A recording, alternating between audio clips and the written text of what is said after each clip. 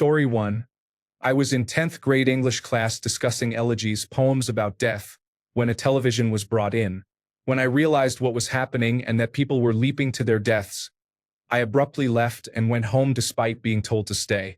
My father was supposed to be in a meeting that day in the towers above the point of no return, so I presumed he was as good as dead, if not one of the people who hurled themselves from the building. He had gone out for breakfast that morning, a meal he usually skipped. Unfortunately, he did not contact us until the evening because he was helping others, so I thought he was dead for many hours. Story 2. I was in grade 9 watching it in the school auditorium. I got home that day and my parents had gone to the local community center to sign up to billet a family who had been diverted to our city because all planes had been grounded. They came home with a lovely couple from Ireland who had been headed to San Francisco when their flight was diverted to our small Canadian town. They stayed with us for 2 days. Sinead and Rory, if you're reading this, hello from the New Brunswick family you met more than 20 years ago. Story 3. It was a beautiful day in New York City with a cloudless blue sky. I was up early, working on a high floor in the Grace Building next to Bryant Park in Midtown Manhattan.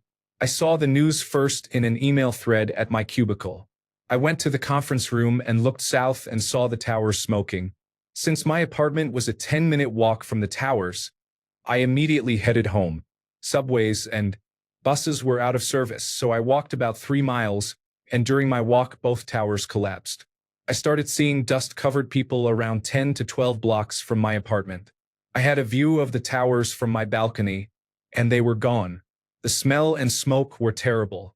I remember all the missing persons photos, and I was furious at the people who started selling souvenirs about 2 weeks later. That is enough recall for now. I still think about it on every cloudless autumn morning. Story 4. My aunt is a flight attendant for United Airlines. At the time she was based in New York. For 3 days we couldn't reach her and had no idea whether she was on a plane. It was before cell phones were widespread, so not knowing was terrifying. Story 5. I was pulled out of elementary school by my grandmother while about 100 other parents ran into the building.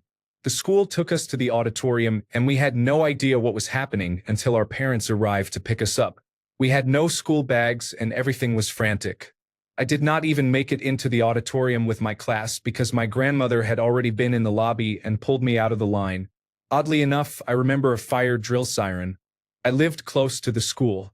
The rear windows of my home overlooked the skyline of the city. The World Trade Center was the centerpiece, although it was a borough away. I saw the aftermath of the 9:03 plane crash. Between 8:45 and 9 o'clock in the morning, I had already been taken home from school. Home was 1 New York City block from the school, and when I looked out the window, with my grandmother, we saw the second plane fly into Manhattan and seemingly vanish or stop. The house phone rang off the hook and the city was shrouded in smoke. If I remember correctly, the towers fell shortly after. This happened 24 years ago. I now know that what I saw through my Spy Kids binoculars was not debris falling from the buildings but people jumping. Although my family did not suffer any losses or casualties, we were lucky, as many people we knew surely did. God bless all who lost a loved one. Edit 1. This has received more attention than I imagined. To clarify, this memory is from 24 years ago and I have shared it to the best of my recollection. I will not argue about or debate my account of the September 11th terrorist attacks or its legitimacy. Edit 2. The reason I was taken out of school so quickly was the fear that other planes could crash or fall from the sky, and because my school was very close to my home, about a 30-second walk. My late grandmother cannot corroborate this, so I apologize. Edit 3.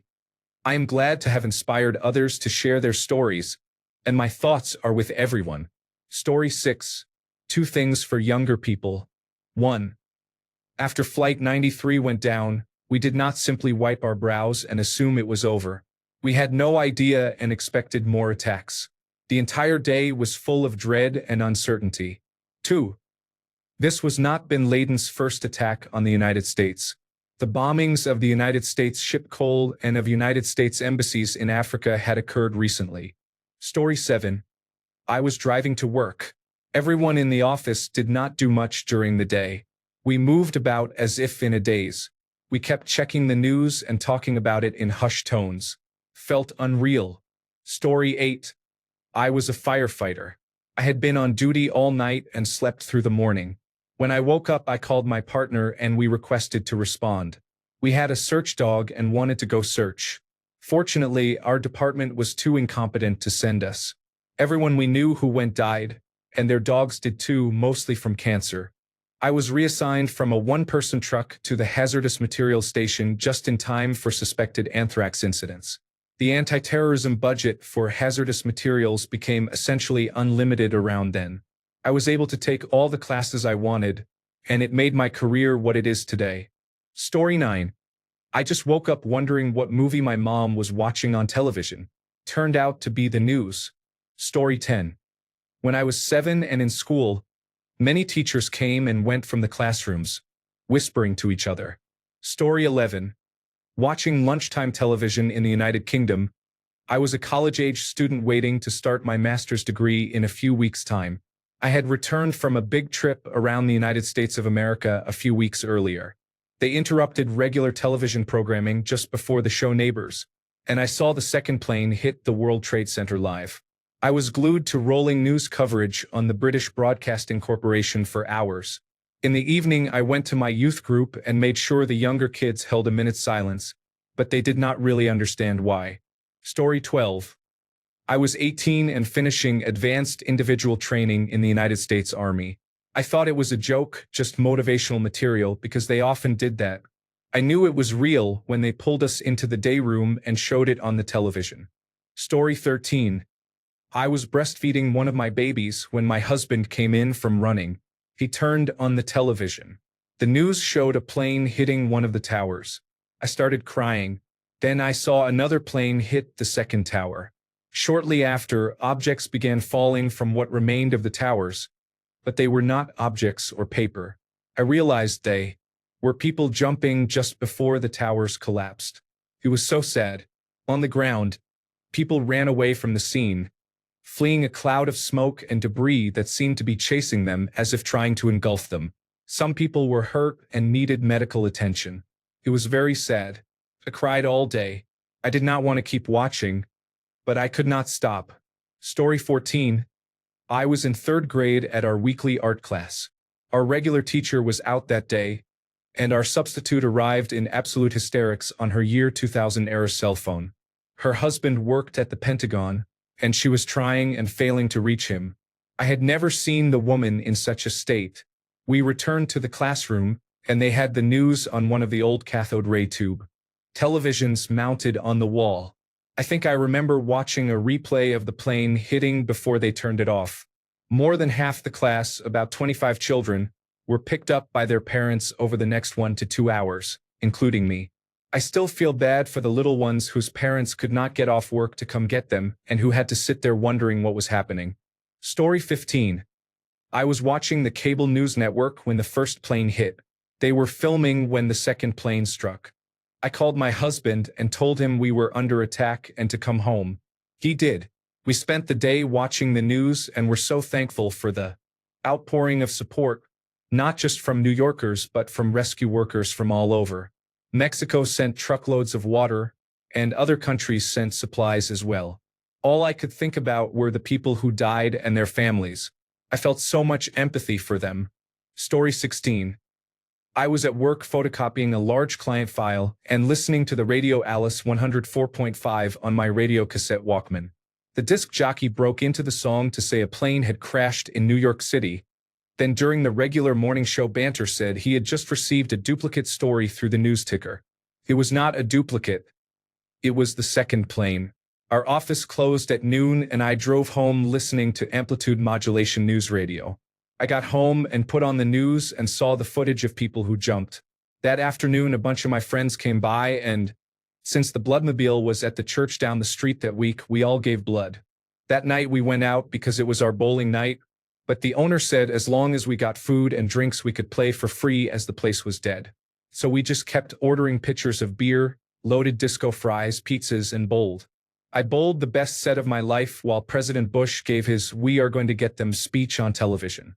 When my friend dropped me off at my apartment complex, which was really close to the airport, I remember him saying, "Look up, That will probably be the only time in your life you do not see a plane in the sky. Story 17. I was retired, living in Arizona, and asleep when the planes crashed. A neighbor called in hysterics.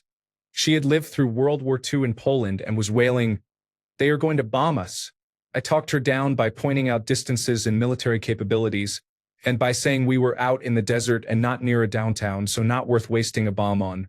Then I got up, went online, and started reading about the airplane attacks. The only other thing I remember about the day was that I was having my bedroom and bathroom remodeled by workmen laying tile. So my bed was in the living room when I received that neighbor's call. Two of the tile layers, young men, said they would not mind signing up for the military to go kill some Muslims. And yet no American fighting force ever entered the United Arab Emirates to kill the group responsible for the terrorism. I was angry that President Bush allowed bin Laden's family to leave the United States while travelers were stranded across the United States and Canada because the skies were closed to them but not to the relatives of the mass murderers. Story 18. I was leading a staff meeting in Northern Virginia when I was notified of the attack. I tried to locate my sister who worked at the Pentagon. She was never found. Story 19. I was 17 and in high school in the Midwest. I remember watching the second plane live, though historical accounts say no one saw it live. We watched the replay so often it feels that way. Some teachers tried to keep the day normal. I had a class with my dad that afternoon. We talked about how Osama bin Laden and the Taliban were likely responsible, and how the Northern Alliance might start a war, although they were not really our allies. It was scary, with so many rumors and whispers, watching televisions in the library, and sometimes returning to world history to research Greece. Many of us wondered who would join the army. We were lucky that living in a remote Midwestern town meant we did not feel personally threatened. I now live on the West Coast near several military bases. I suspect anything similar would be terrifying, since we have many nuclear weapons nearby and would likely be a first strike target. Story 20. I was 25 years old at Fort Hood. I wondered why most of the office arrived late for work. When someone mentioned that a plane had hit, I thought it was a small aircraft such as a Cessna. Later, there was a lot of anxiety about how many more planes could be targeting other cities. Story 21. An odd thing. In Philadelphia, the sky was so blue and the world seemed much quieter than normal. I vividly remember that eerie feeling as I walked to work that morning. While I was at work, someone said the Twin Towers had been hit. They were my favorite buildings and had always been a heartfelt symbol of New York City to me. I opened the cable news network and the news channel formed by Microsoft and the National Broadcasting Company and other news websites to view the horror, and site traffic quickly slowed to a crawl and then became non-existent. The internet went down as servers were inundated with traffic. This was 2001. Someone had a television in the office and brought it out for us to view the news on a local antenna. It was shocking to learn that the Pentagon, the heart of American military might, had been struck. How could this happen? Being in a city near New York City, I called my mother to say that I was all right. She received a call and said that she would call me back. I never got her call back because my work building shut down its phone systems and lines. They let us out of work early, and people poured out of our Philadelphia skyscrapers, everyone rushing away from downtown. We did not know whether there were still planes in the air that might target our large buildings. I went home to watch the news on television and to stare in horror at the surreal smoke billowing from the World Trade Center and the unprecedented grounding of all flights. I eventually met up with friends at a local bar in the evening to talk and be together. It was a very surreal day, and seeing video of it still takes my breath away. Story 22. I was dropping my son off at school and listening to the radio. I did not know what to think. I drove to work but felt uneasy, so I turned around, picked up my son and my daughter at a different location, and took them to a children's museum until it closed and we were asked to leave. I just wanted to be with my children. My boss later questioned my taking time off, and I reminded him that our general manager had said it was okay to leave to make sure our loved ones were safe. I live in San Francisco, California. We were not close to the events, but at the time no one knew if there would be more attacks or where. Story 23. I was in 5th grade. I was ready for school when the local news suddenly switched to a cable news network feed. My mom and I watched for a bit. At first I thought, oh no, My mom isn't noticing that I'm late for school. Shortly after, we saw the second plane hit live. My mom started losing it.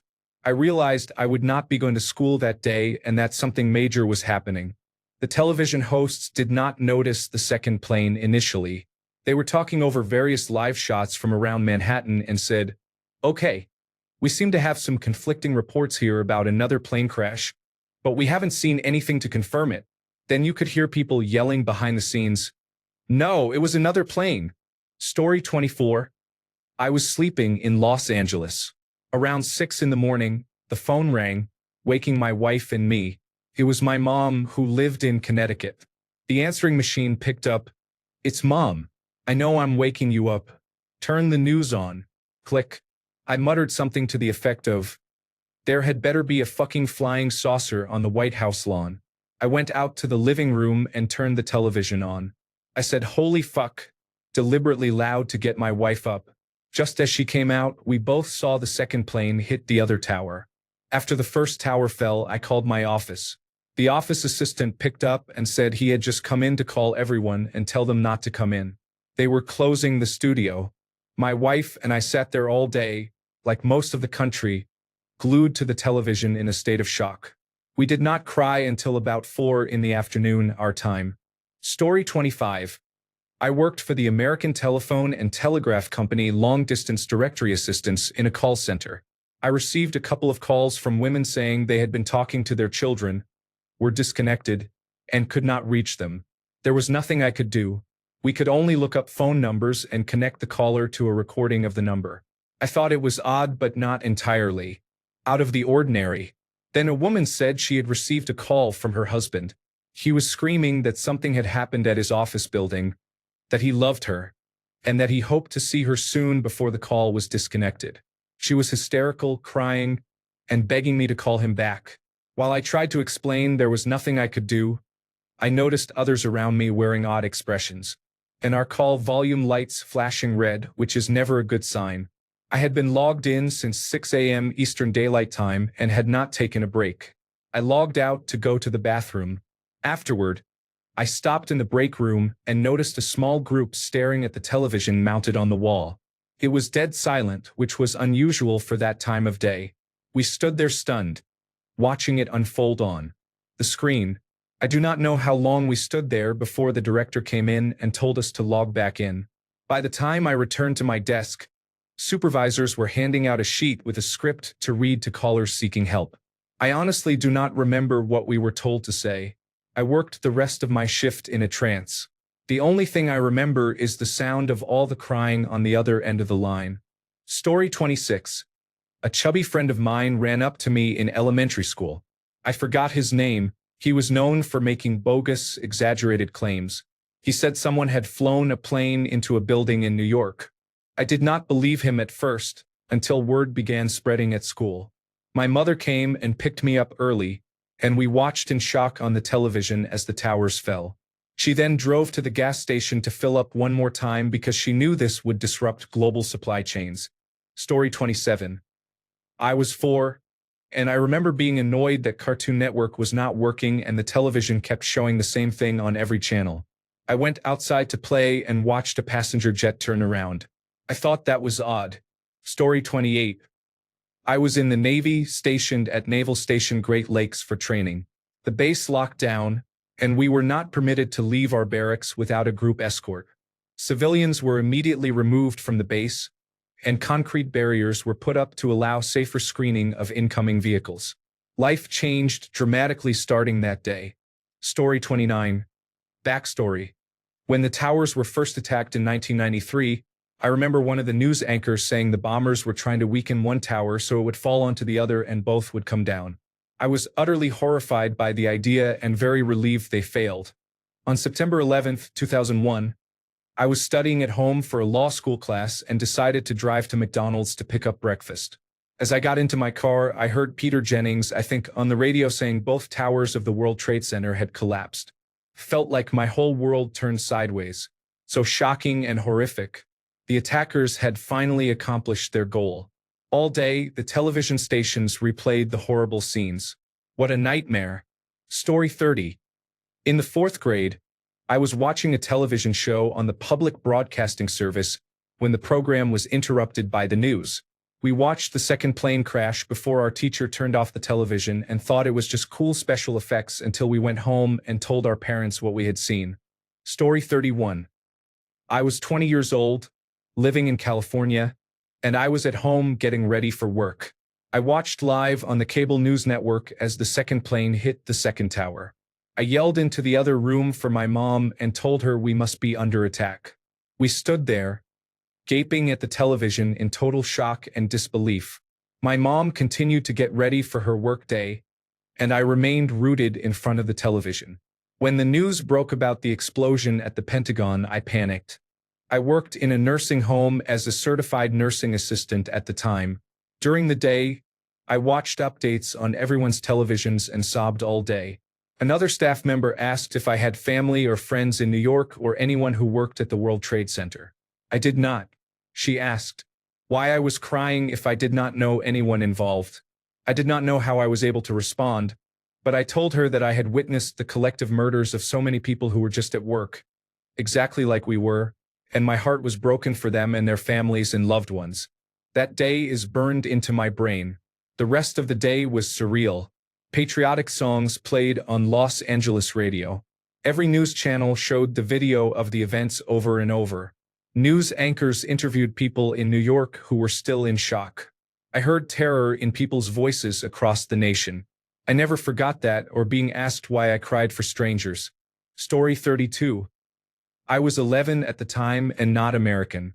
I understood this was a major tragedy, as India was rocked by a massive earthquake in January of that year.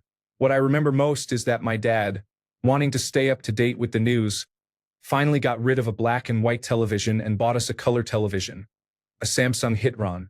Although I wanted to celebrate, I felt sorrow because all I saw in the news was the loss of life. Story 33. I'll never forget the time we were talking about this recently, and my friend and his wife gave these answers about where they were on September 11th, 2001. He said he was in high school. She said she was teaching high school. Story 34.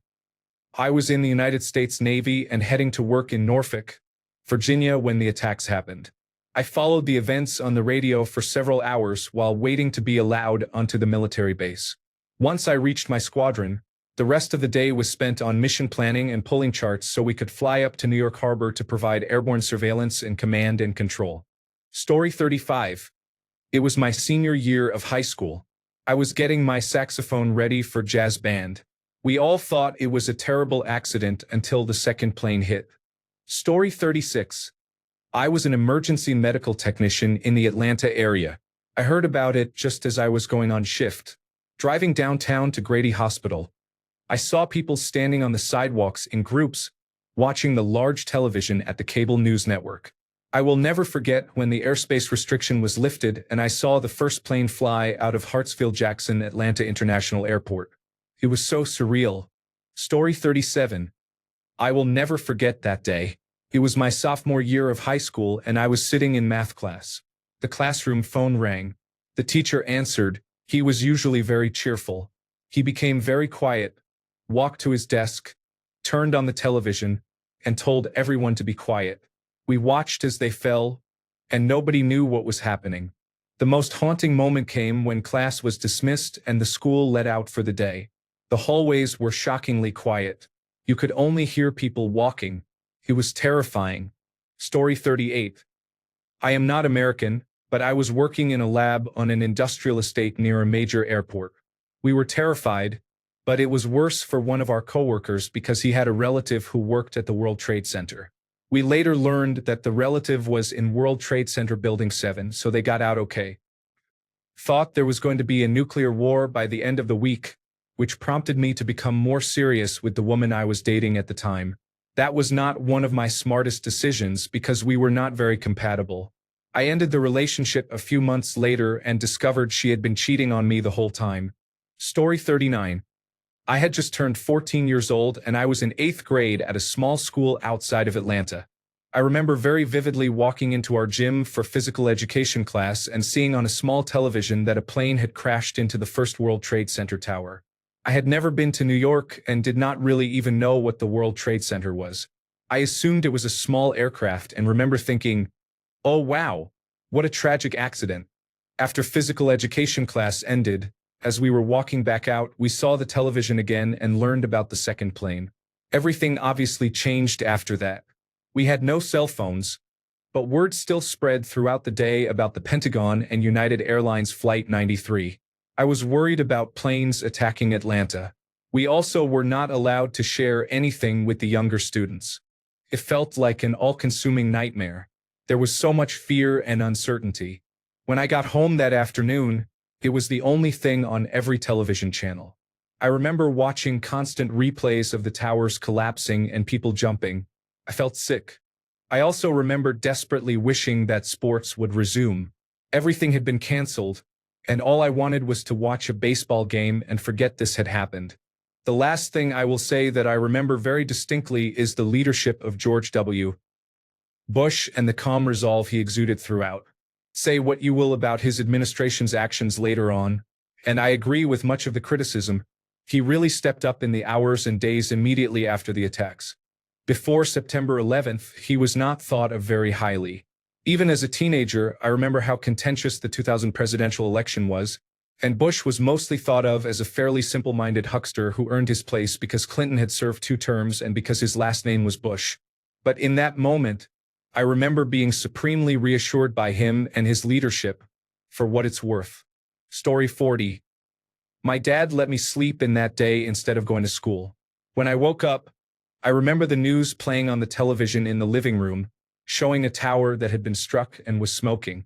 My dad said in a very comforting way, oddly enough, "You'll never stop hearing about this day for the rest of your life." I was in the 4th grade. Story 41. Westchester County, New York, 6th grade. I was in math class. My memory is a little fuzzy now, but there was an announcement over the speakers. I remember some kids going down to the office whose parents worked in or around the towers. We were sent home early. I just sat watching television when I got home. My dad used to drive an armored truck in the city. He happened to stay home that day. One thing I remember very clearly is the next day. The desks in my English classroom were rearranged into a sandwich assembly line. We all made ham sandwiches for the first responders. I will never forget that. Story 42.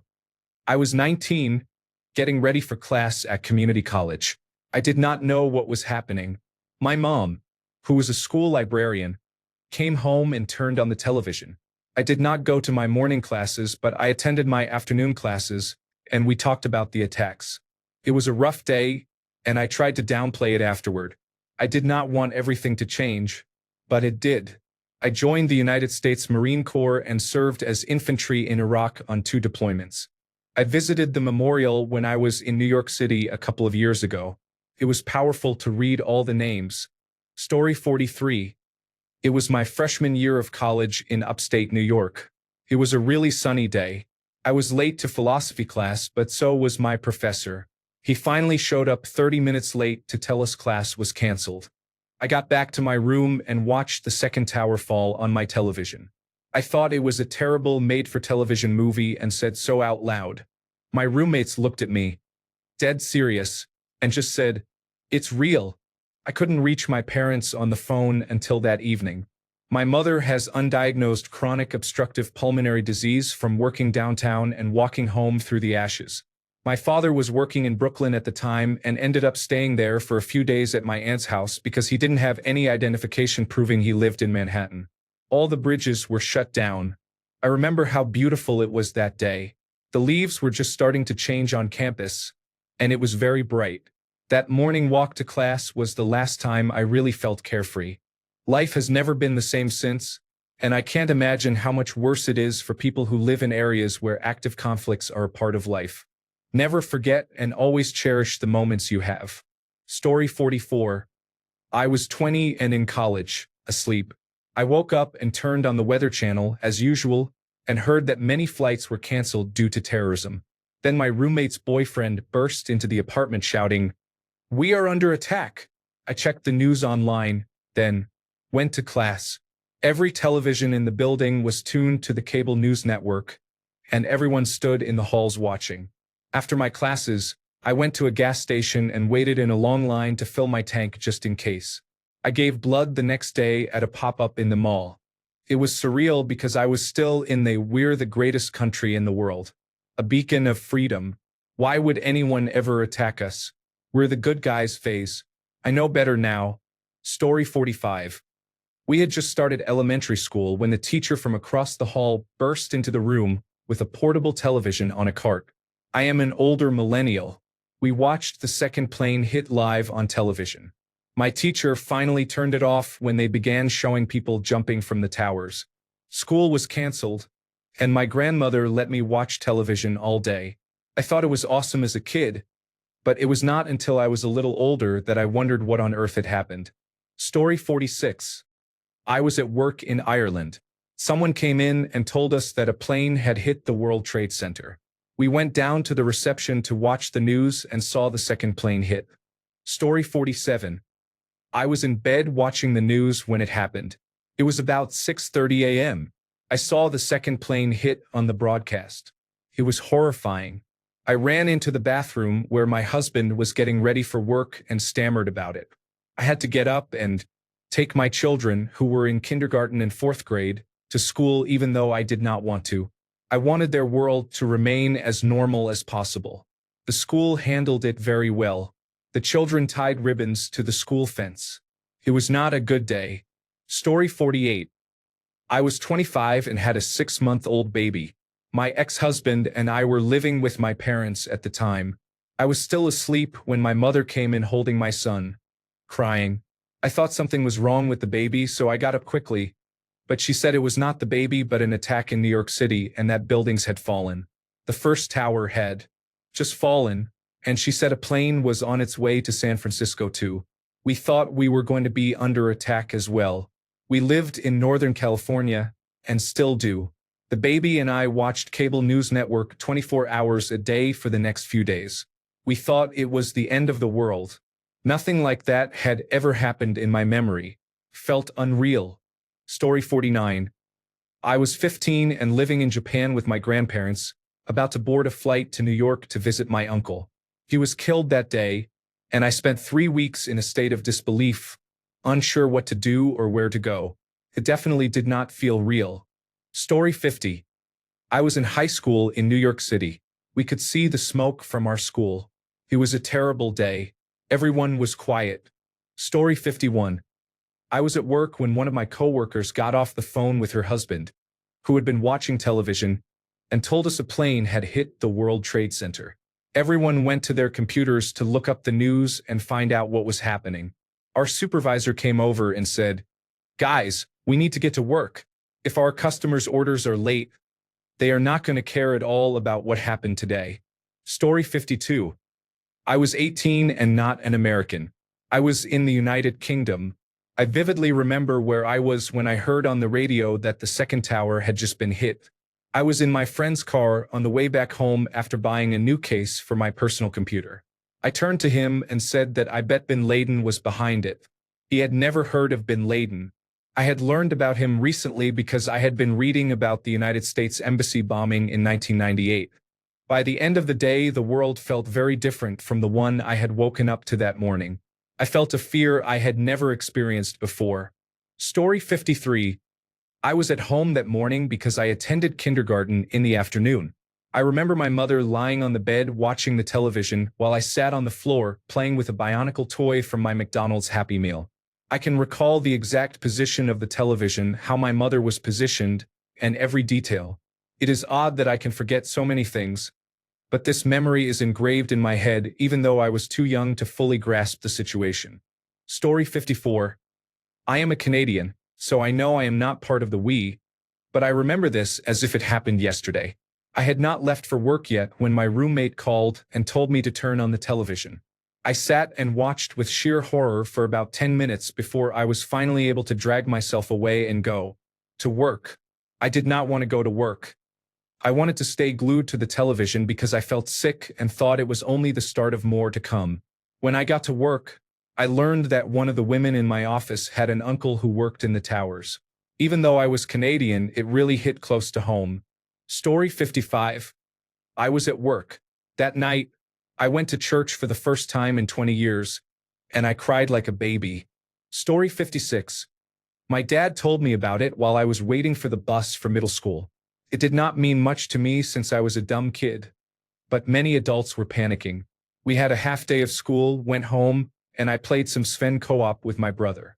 Story 57. I was in first grade, so my memory is unclear. I remember my teacher crying. Story 58. I was 21 at the time. I had been asleep, but my roommate woke me, screaming about the first tower. I still went to work that night. Story 59. What was that day like? Not to be glib, but it was like a funeral. Shock, mourning, silence, confusion. Story 60. I had just gotten off the night shift and was at my girlfriend's house while the technician installed the satellite dish. Watching it unfold in real time was horrible. Earlier, when I was at work outside in the plant, the absence of any aircraft in the sky made me realize how busy the sky normally is. Story 61. I was in middle school when teachers held a meeting and were very secretive that day. We were finally let out of school, and I walked home with my cousin. We stopped at a Dunkin' Donuts and everyone inside was glued to the television. It showed the Twin Towers hit by a plane and on fire. I still remember the Dunkin' Donuts cashier saying that the building was going to collapse soon.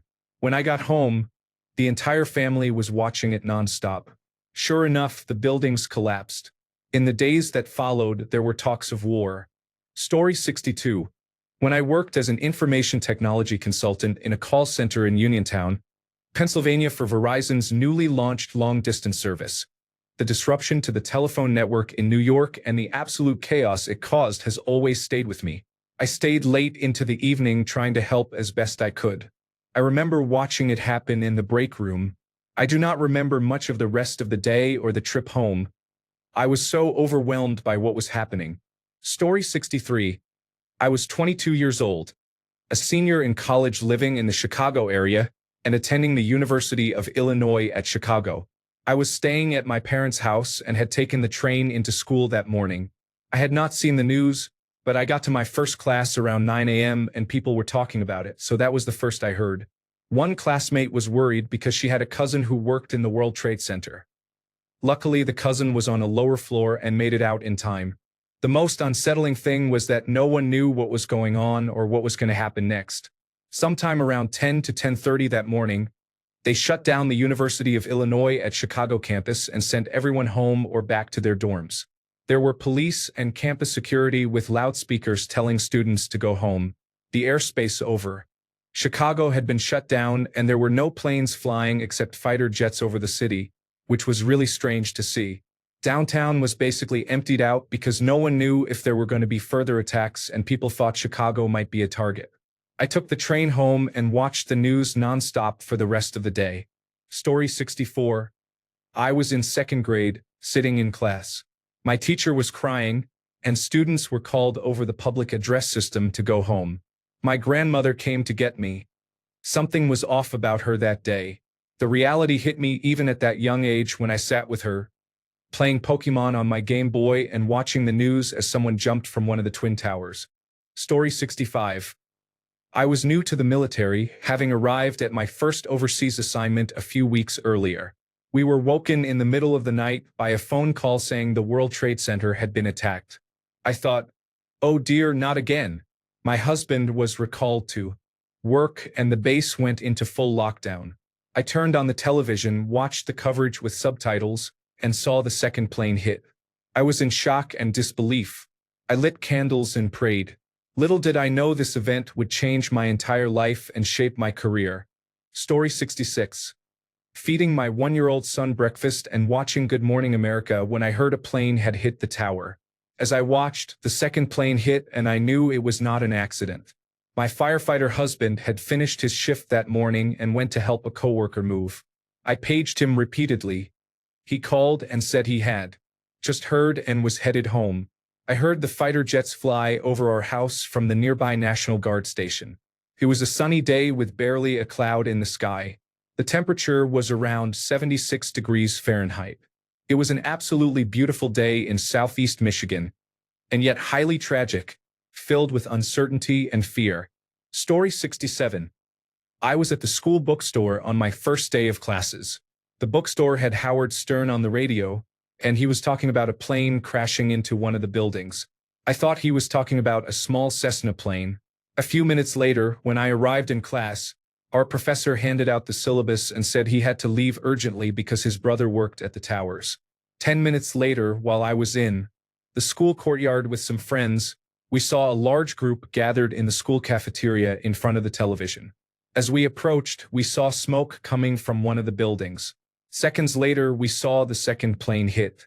We eventually went to our school's roof, which had a direct view of the buildings, and watched the first tower collapse and later the second. I cannot describe the feeling of watching it all unfold. Story 68. I was at work when my boss returned from lunch and told us about the news. We visited every news website to find out what was going on. I do not think much work was done for the rest of the day. Story 69. I lived in New York. My mom called and woke me to make sure I was okay. I woke my roommate, and we went to the roof of our apartment building. The first building had already fallen. Story 70. My wife woke me and told me the Twin Towers were gone and to turn on the television. I asked which channel, and she said any channel. Story 71. I was in the Navy. That day, I took about a week's worth of clothes to the ship because I never kept clothes on board. I got the order to get paint. I left the reactor room to get paint and saw everyone huddled by the television. I thought it was too early for an ice cream social. When I walked up to the screen, I saw the second plane hit. The captain came on the ship's public announcement system and said the United States was under a terrorist attack. He also said anyone who had duty the next 2 days was confined to the ship and that everyone else had 30 minutes to get off the ship or they would be confined as well. I was on duty and confined to the ship for 4 days. I lived next to an Air Force base, and for a few months after that, anytime a plane flew low over the base or near a government building, they would launch jets in response. It was a tense time. Story 72. I was in my work truck listening to Howard Stern about 30 miles from Manhattan. The whole day was awful. Everyone was in tears, worried about family members who worked in the city. For the first time, there was no noise from aircraft. Story 73. I was driving to work and listening to the radio when the news broke. I was in shock. At a stoplight, the man next to me was crying and I was too. Our eyes met and it felt strange. I thought our lives would never be the same, and they have not been. It was a surreal moment I will never forget. Like the shuttle explosion. Story 74. I was a senior in college in downtown Washington, District of Columbia, 5 blocks from the White House. I was working at the student center on campus. My job was to answer questions from students or parents who called asking to be connected to university offices and departments. When the first plane hit, word spread fairly quickly, although this was before smartphones and wireless internet, so we relied on television news for updates. When the second plane hit, we all knew something was horribly wrong and cell service quickly became overwhelmed. By the time the third plane hit the Pentagon, chaos had broken loose in the city. Parents could not reach their children. Students could not reach their parents. And my phone line was ringing continuously with panicked people seeking answers. Eventually, I forwarded all calls to the university operator. Around that time, someone found an unattended backpack in the student center. Given our proximity to the White House and the Department of State, we evacuated the building. There were rumors that a fourth plane was heading for the District of Columbia, and because no solid information was widely available, we did not know what to believe. Classes were canceled for the remainder of the day, and Humvees from the National Guard were at major intersections. I ended up walking to dinner with a few friends at a rooftop restaurant. We ate in a daze as we watched smoke continue to rise from the Pentagon about 4 miles away. I remember it as if it were yesterday. It is hard to believe that it has been 24 years. I do not know if anyone will read this, but writing it down helped. Story 75. I was stocking the bakery cases at work when the Produce team was playing National Public Radio. When the first announcement was made, I was confused and assumed the pilot was drunk or there had been a mechanical failure. In those moments, nobody knew anything and we were just waiting for further details. Then the second plane hit and my coworkers and I looked at each other with dread. When the store opened, customers streamed in all day, seemingly oblivious to what was happening in New York. People were trapped in burning skyscrapers, flinging themselves from windows, and some passengers chose to crash their own planes before they could hit other targets. Yet a customer wanted to complain about a trivial matter. The next day, I came down with a terrible fever and was in a fog for 3 days. There were no planes flying overhead, so the city was oddly quieter. When I next went to my neighborhood cafe, the Jordanian owner told me that his brother had been chased down and murdered. Many other people who appeared to be Muslim were killed in the days that followed. Many remember a time when communities pulled together, and that was true in New York. But in reality, many freedoms were taken away, setting the stage for the surveillance state we live in today. Then the government pivoted, leveraging the tragedy to exploit Iraq's oil. The pattern continued: tragedy, political propaganda, then profit. Story 76. It happened early for those of us on West Coast time. I woke up and heard about it on the radio. I went to work, but none of us did much. We just tuned into the news and did not know what to think or say about any of it. I could not believe they had grounded all flights and closed the airspace. Story 77. I'm from Romania, and all the programs on television are covering the September 11th attacks. I was upset that they stopped my favorite show. Story 78. On my way to school, Howard Stern was on the radio talking about a plane hitting the World Trade Center in New York City. At first we thought it was a joke, but it was not. We watched it on television all day. It was scary. Thanks a bunch for sticking around till the end of the video. Remember to subscribe, and until next time, stay awesome and goodbye.